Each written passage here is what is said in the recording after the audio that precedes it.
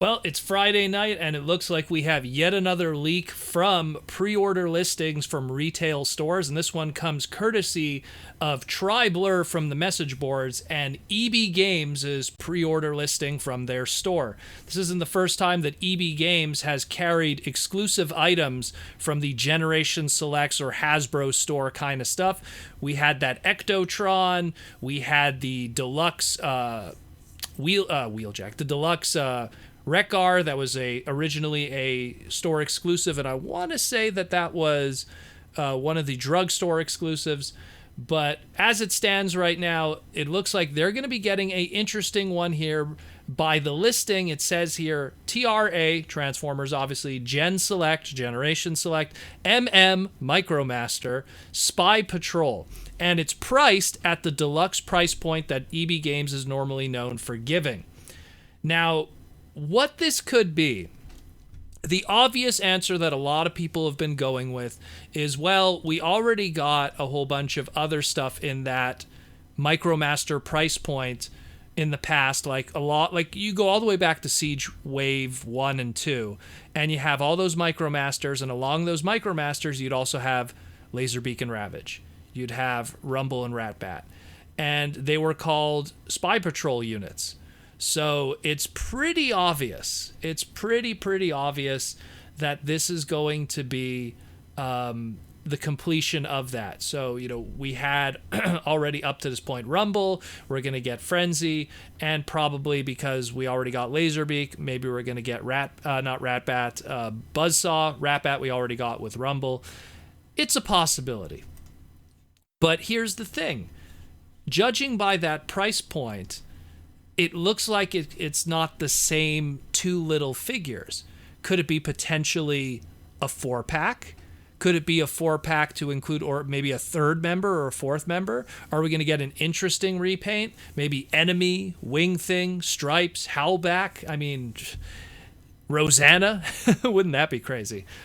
Or, and this is a long shot, but I just want to throw it out there.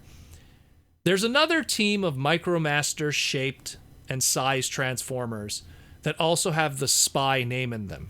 And no, I'm not talking about Spy Changers. Spy Changers are actually quite larger than traditional Micromasters.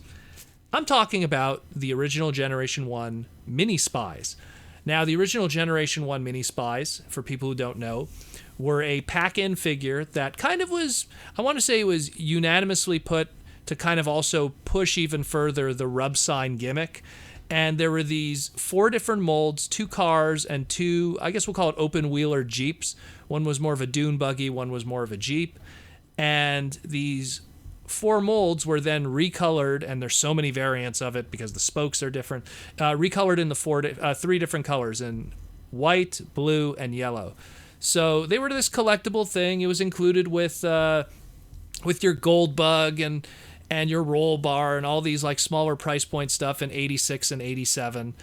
And they were simple as that, just the mini spies. You didn't know what faction they had because they could be an Autobot or a Decepticon. You had to rub it to see. Giggity. But it's something that I say to myself, you know what? If you want to reach, if I'm going to reach, let's reach for the stars here. There was 4 different molds. If this is a 4-pack, have 4 mini spies.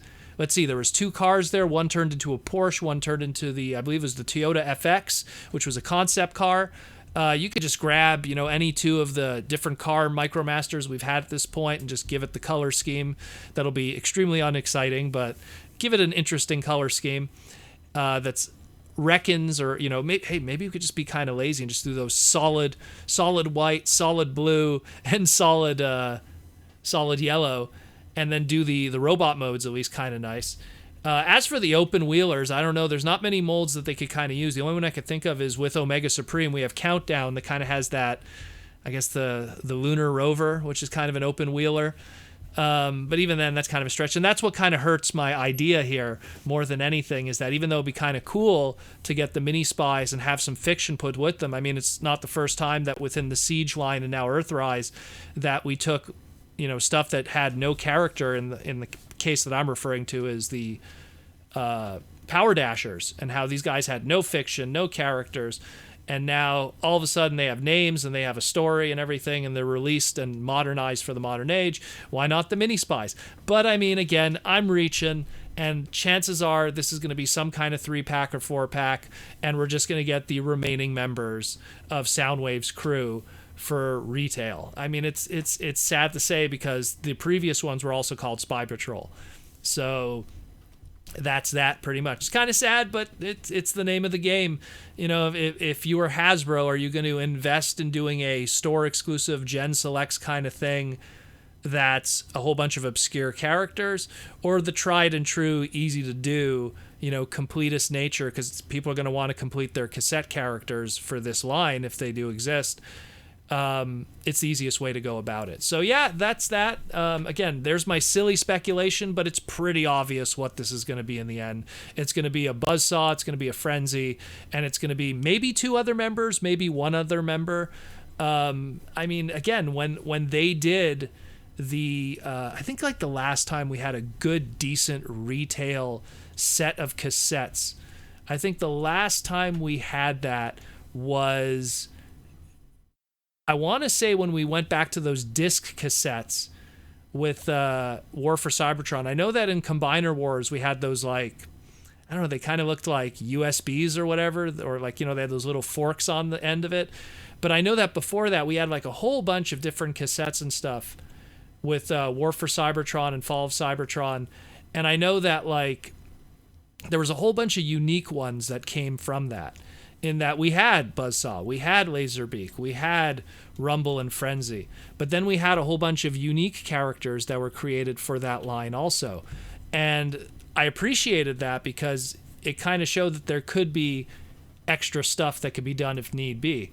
And, you know, on top of also doing blasters, cassettes, and everything, they did a character called Sunder. And Sunder was, I want to say that it was a bit of an homage to one of the characters from the Kissplay line with Sundor, but I don't know. It's something that, hey, maybe they could take Laserbeak and give him that orange color scheme. You know, it's something. It's something. Again, I could be stretching, but we know what this is in the end. And let me know what you think. I mean, it's not super exciting news, but it is what it is. Let me know what you think.